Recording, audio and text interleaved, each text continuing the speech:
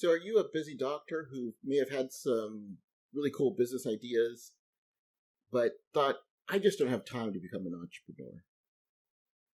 Well, if that sounds like you may be inspired by my next guest. This third year interventional radiology resident was really good at locating side gigs that took advantage of his medical expertise. And he felt that he could help other physicians be able to do so because there was really no central location to find these opportunities. And since there wasn't any available, he did what any good entrepreneur does. He created it. He's the owner of FlipMD, an online platform that allows physicians to successfully look for non-clinical side gig opportunities. You'll meet Dr. Greg Hanson on this episode of Bootstrap MD.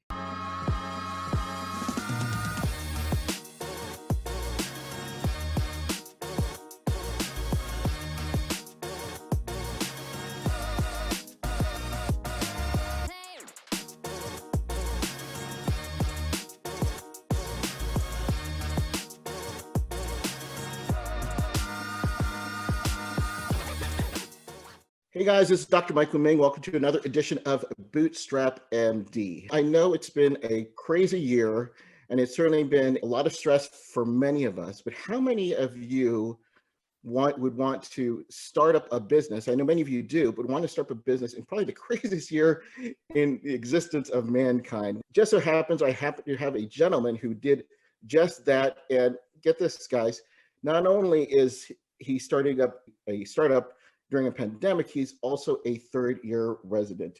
Dr. Greg Hanson is an interventional radiology resident in Philadelphia. He graduated from UCLA with a bachelor's in atmospheric and oceanic sciences before moving to New York City.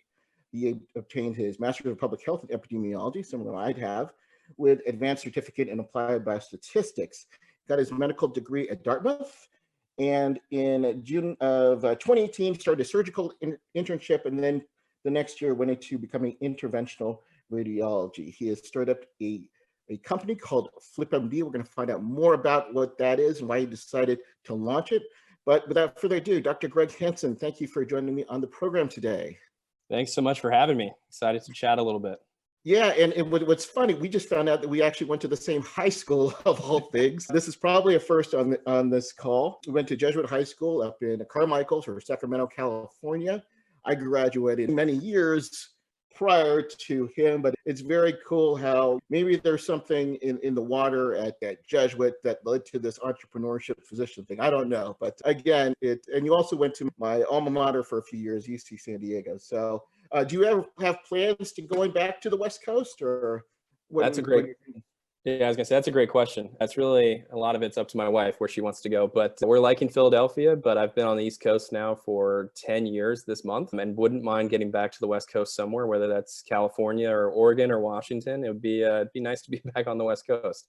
So we'll see. I don't end until 2024, but yeah, I do see, if you're watching on the YouTube video, you do have this UCLA blazoned on your clothing right there. But I'm not going to do what most obnoxious Californians do and just tell you about how's the weather on the East Coast. We're not going to do any of that. I do let you know it is gloomy and rainy here, so if that's any consolation. But what I want to talk about is I've had a number of physician entrepreneurs on the program, and many of them have started their businesses prior to 2020. And I know there's a lot of stress involved, certainly going into medical school, going into residency, being a resident, which you are now, PGY3, I believe. Wait, does it go 4 years, or how far in your training is it?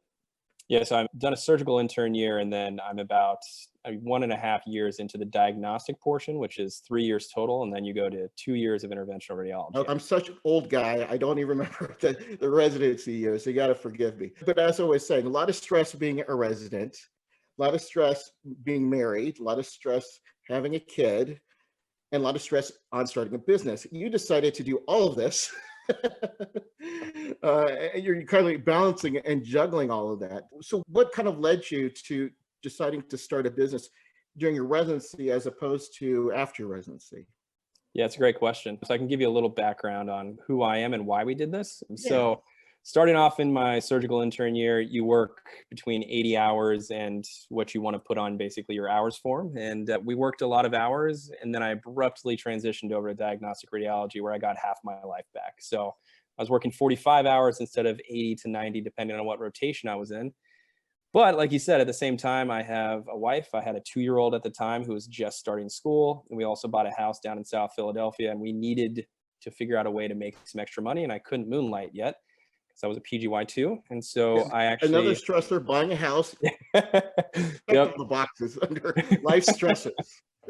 Yeah, so I couldn't moonlight. And I was like, well, I have an MPH and I have my MD. Let's see if I can do anything with it. And that's what I did. I basically threw myself out there and said, I will help with data analysis. I'll ghostwrite a paper for you. I'll help with FDA stuff. I'll help with IRB. So I really did a lot of different, weird, interesting things to make a little bit of extra income and ended up making quite a bit.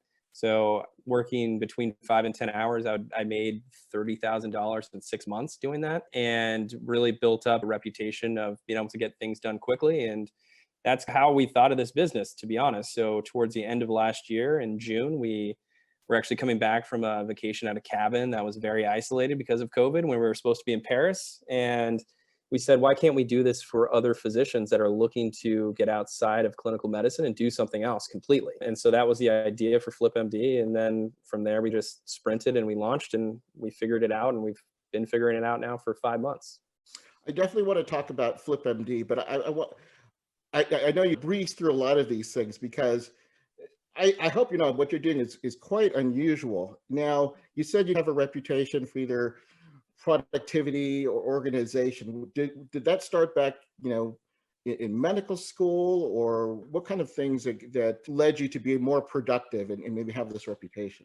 That was definitely a surgical intern year. So going through that and knowing that you can basically work 24 to 28 hours, depending on the shift in a row and still be productive and get things done that you need to. It was really the surgical intern year. So waking up at 4:30 in the morning and staying at the hospital until 8 if you're on vascular surgery and you have cases that are going long. It's you learn what hard work is. And then when you transition over to something that's a little bit less heavy, I tried to keep that. And I would still wake up at 4:30 in the morning and do other things, whether that was going to the gym or whether that was doing a little bit of work on the side or studying. But yeah, it was definitely the surgical intern year. Medical school, I definitely worked hard, but not as hard as anywhere near that intern year. That was the hardest year I've ever had to do. And it was also a lot of fun though. So did you have to learn to give up things? And also, was your wife also working? I'm sure there's a lot of things, especially when raising a child, that you have to make some sacrifices here.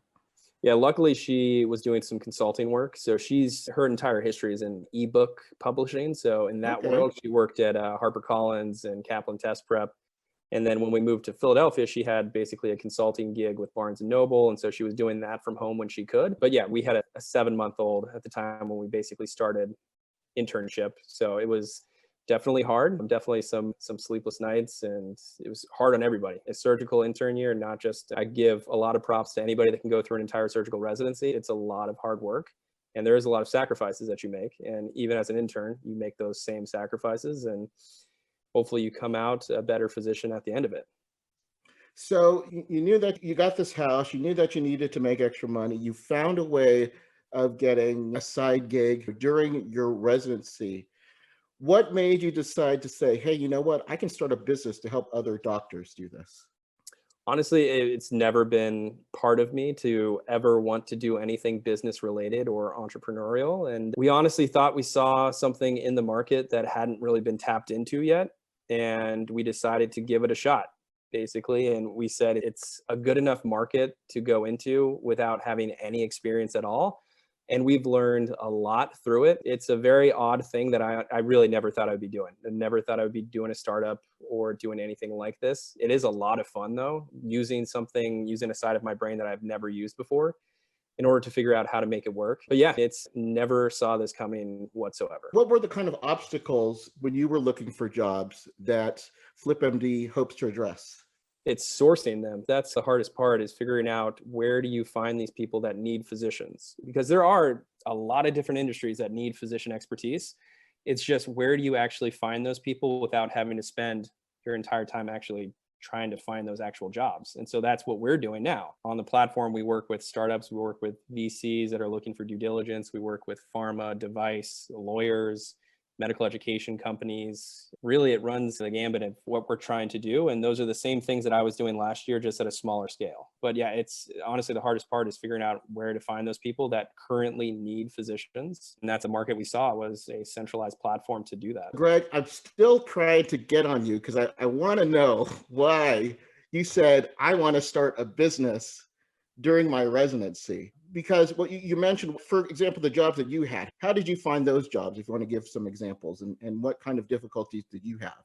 Yeah, so it's we used basically another platform that is not meant for physicians, and I posted my profile up and said, "Hey, I'm a physician. If you guys are interested in basically work with physician," and that's how I started out doing it, and then basically created a little bit of a client list that had repeat projects to do. A lot of it was data analysis, so using that MPH degree. One of the odd ones that I had come by was another physician that was starting another company related to PPE during COVID. And he just didn't have time to find really good, credible links for COVID resources. And so he tasked me with doing that. And that ended up being a $2,000 job that took 10 to 15 hours. So it's those kind of things that we're looking for that are really honestly difficult to find. And unless you have something like this that can draw people in, then it's a little bit easier. Remember when you could practice medicine on your own terms? What if you could take control of your physician career, make more money while working smarter, not harder? Pick up your copy of The Positioned Physician. Earn more, work smart, and love medicine again. Now updated for 2021, The Positioned Physician details one doctor's journey from burnt-out employee to successful entrepreneur. Whether you are in residency, in mid-career, or close to retirement, after reading The Positioned Physician, you'll gain the knowledge that can strategically impact your doctor life. The Positioned Physician, now available on Amazon Kindle and paperback. A little bit easier. Now, I have to ask, does your residency know, and how have they took it? Or there's a cat out the bag now. Yeah. One person for sure knows. Actually, a few people know. So most of my co-residents know what I'm doing. And then my program director knows what I'm doing. I told him way back early in kind of July when we were just starting out that I was going to try something and see what happens. So yeah, he knows. And then a few of my other attendings know as well, just from having conversations with them. But I'm not blasting it out into the world at my own hospital that I'm doing this, mostly trying to stay a little bit under the radar as a resident. Yep. Yeah, because you definitely, as someone who's had other doctors, not necessarily being a resident, there's always someone, especially knock on wood, this takes off and goes crazy, then they'll be coming for their piece of the pie. So you always want to make sure that the people who should know do know. It's exactly what my program director said too. So you got this idea. Did you have a tech background, or did you hire a programmer to put together a website for you? Yeah, I have no technical background at all. It was really, we needed to find somebody that could do it. And we found a development team that was able to do it and do it relatively quickly and put together the website, and it functions well. It is not the most beautiful website you'll ever see. And that's something we're working on to change, but it does function and it works. And yeah, but no, me and my wife, both of us do not have a coding background or anything like that. So we needed to find a solution, and we were able to find one, luckily. And was your wife, was she a proponent to starting this up? Yeah, she's a big part of it. So she's the CEO of the company. She Right. runs the day-to-day, and she does basically everything. So it's not just me that's doing this. It is very much not just me. It is very much a split of work, and we're both working pretty hard and putting in kind of the hours to build this. But it's a lot of the credit has to go to her because she's worked her butt off to do this. Now, you've got a website and you've got this. And what I like to do is just digging in the mind of the entrepreneur, how you get there, how you move past this. Because there are a lot of people who are listening who I call them more wantrepreneurs than entrepreneurs. And they know how to get a website. They may know how to get a programmer. But what was the biggest hurdle for you? Was it getting the attraction of these other companies, which just shows that you don't really have a track record, I assume? Was that difficulty, or was there something else? Yeah, that's honestly the hardest part, is figuring out how to balance. So it's a two-sided marketplace. So you have clients that are like the startups, the pharma, the device companies, and then you have the consultants, so the physicians. Balancing out how to attack both of those has been the hardest thing, because you have to be able to balance it a little bit. So if you have a ton of jobs, but you have no physicians to fill them, then it's completely useless. And if you have a ton of physicians without jobs, then it's completely useless also. So figuring out that balance and striking the balance correctly is extremely hard. And we're still working on it and trying to figure out exactly which side of the platform we need to work on at the moment. But we figured out a pretty good way of growing relatively organically and figuring out a way to get both to grow at the same time. But that is easily the hardest part. Yeah, so tell me about this. And let's give the URL right now. It's a flip-md.com, flip-md.com. How did you get your initial physicians? I assume maybe your other co-residents, friends, physician friends? Yeah, a little bit of that. But truthfully, we went out and we brute forced a lot of this. So we would go on LinkedIn and message people and like, hey, we're starting this thing. Are you interested in joining? Or going on Facebook groups. So saying, hey, we're doing this. Anybody interested in joining? And we have nothing right now. So it's really just putting up a profile with the hope that we're able to sell this to somebody that is interested in posting a job on there, and maybe you'll make some money. And that was really how we started back in July, and it's grown pretty quickly. So we started literally with nobody on the platform July 27th. And today we have about 1,400 physicians on it right now. And we're trying to aggressively grow at this point. But yeah, that's how we started, was just talking to people. We've spent no money on marketing to either side. So yeah, that's how we started, and we're going to continue to grow that way, but hopefully we can also throw some money at some of the marketing stuff as well eventually. But yeah. Now, it doesn't cost a physician to put a profile in it for right now, right? Or correct. Yeah. Later? There's no cost. It's completely free to join as a physician. Actually, it's completely free to join as a client as well. So we want to basically eliminate any barriers of entry for both the physician and the client. The way that we're monetizing the platform is we take basically a 20% cut of the first $1,000 of a project that's with one particular client, and then it goes down to 10% after that, which is pretty similar on a lot of the other freelancing platforms out there. So it's the same kind of monetization. But it's completely free to join. It's completely free for people to post jobs. So we've actually had some physicians post jobs as well to other physicians. So yeah, that's how we monetize it. And we're trying to keep it that way for a long time, so that there really aren't hopefully going to be any barriers between a physician working with a startup that is doing something really interesting. That's the whole point of this. So give me examples of some type of jobs that you hope to have on the site.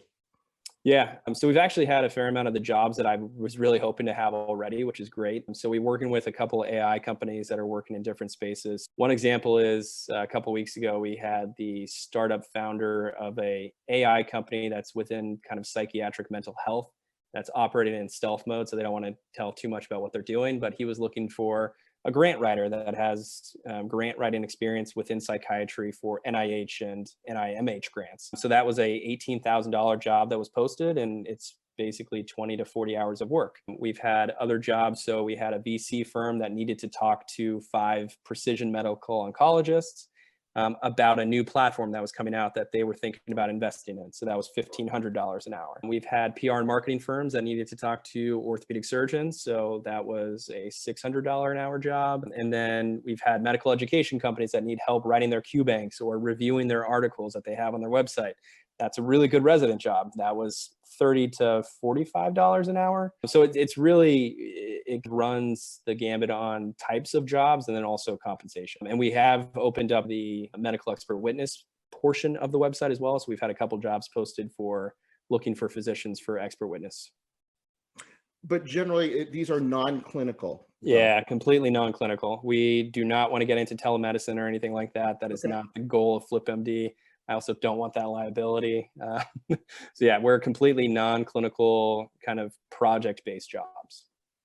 Now, you're going to get a lot of interest. You already have got a lot of interest. And what I've run into coaching with my consulting work, I coach physicians, and I'm sure you've run into this too, where a physician says, you know what, all I know to do is become a physician. Is there any advice you could give as someone who is young in your medical career and was successful at getting other jobs, what they can do to expand their, and I know it's self-deprecating when they say just a physician, but they feel that they can't do anything past that. What advice would you give for someone who wants to expand, who's attracted to some of these jobs? What can they do to make them in a much more attractive job candidate? Yeah, I think that physicians need to realize that they're much more than just a physician. Like you said, there's so many things that a physician can do. They're usually extremely smart. They're very driven and they're curious. That's what we've seen on the platform so far. And that's my own history. Like I know that if I put my head down and work at something hard enough and can figure out ways to make it work, then we'll see what happens. But for physicians that are saying they're just physicians, there are so many industries out there that are interested in dying to work with you because of your domain expertise that you have that no one else has. So that's one of the issues that I see on the platform too, is that people undervalue themselves. People think, oh, that job's posted at $20,000. I'll bid on it at 5,000 because I don't think I have the expertise. But you do. You have the expertise. You went through 4 years of college. You went through 4 years of med school, plus potentially a PhD or an MPH, whatever it is. You then went through residency. You're a practicing physician. Like, you have domain expertise that no one else has, and you should not be scared to go out and use that. Yeah, and I think just simple things too, even just like learning how to create a resume that attracts clients is one thing. And for many of us, we either forget how to do a resume or it's all clinically based. Some of the skills that you have, you may not necessarily have had a bunch of witness expertise, but you've had a lot of clinical decisions that you've had to make. Having that, translate that into a resume or into a profile that can become attractive is a strength that I think you just need to learn. Would you agree?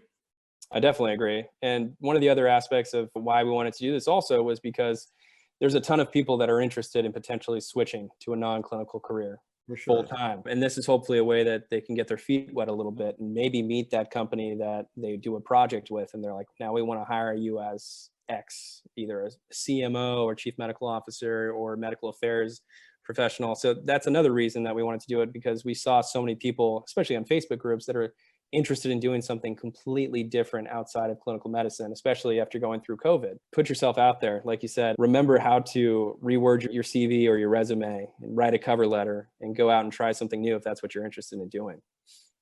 And I know one thing about putting yourself out there, getting yourself on the job boards, a lot of them are not looking to replace their clinical job. So of course, there's some that are, but they may also be more private, that it's out there. And it sounds like FlipMD is a solution to that, that you're not necessarily blasting out your resume to Google or to social media, correct? You've got some privacy filters involved. Exactly. Yeah. And actually, that's something that we've done from pretty early on, is we basically take your last name and turn it into a letter. And then really the only people that can find you are people that are actually posting jobs. So it's not publicly available information that you're interested in doing anything outside of medicine, if that's what you want. So yeah, it's pretty anonymous. You don't have to put up a picture or anything like that if you don't want to. And yeah, it's pretty nice to be able to just put yourself out there and see if you can find something that's a little bit different outside of medicine that you may have never known you wanted to do. So that's what a lot of the physicians have told us too, is that working with especially the startups that are really trying to change medicine and healthcare for the better is one of the more interesting things for them to do, because they're so fresh and have great ideas. And it's great that hopefully practicing physicians can come help guide them to the decisions and build their companies in a way that's going to change medicine for the better.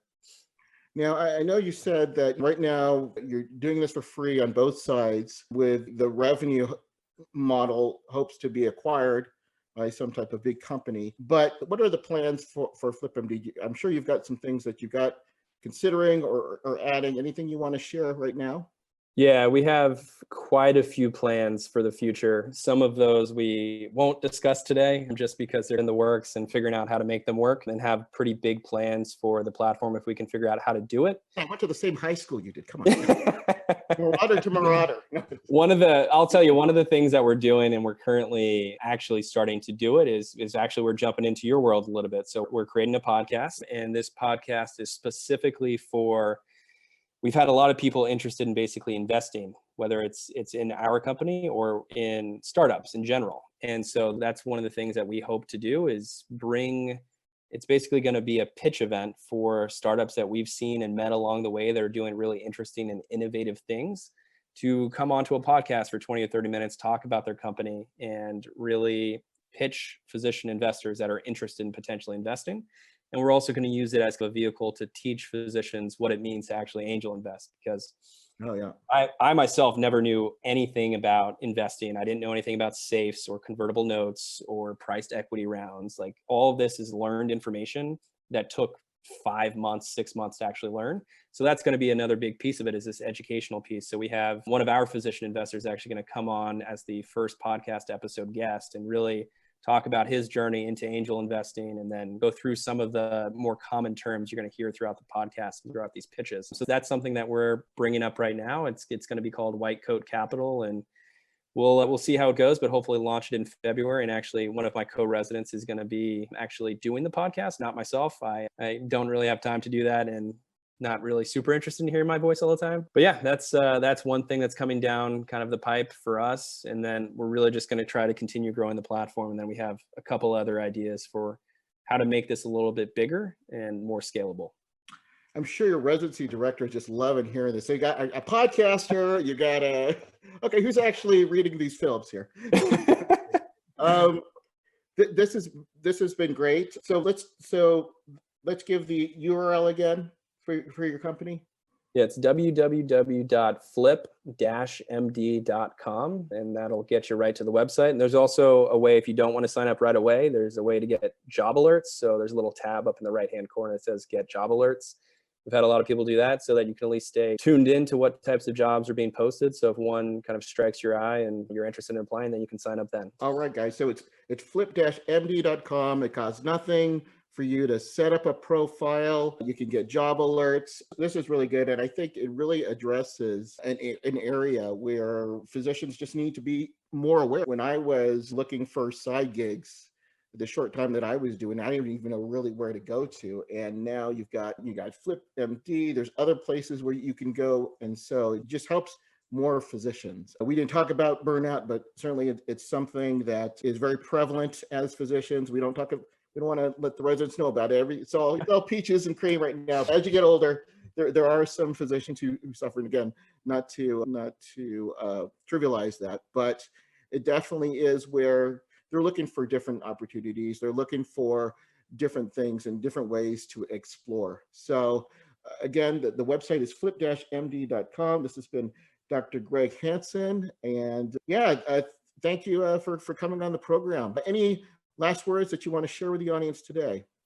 Thanks for having me. If you guys do have any questions or thoughts or how we can make the platform better or whatever it is, just send me an email. It's greg@flip-md.com. We're very open to hearing from people. So we're really trying to make something that is actually valuable to you. So feel free to reach out and let us know what we're missing or what we should add.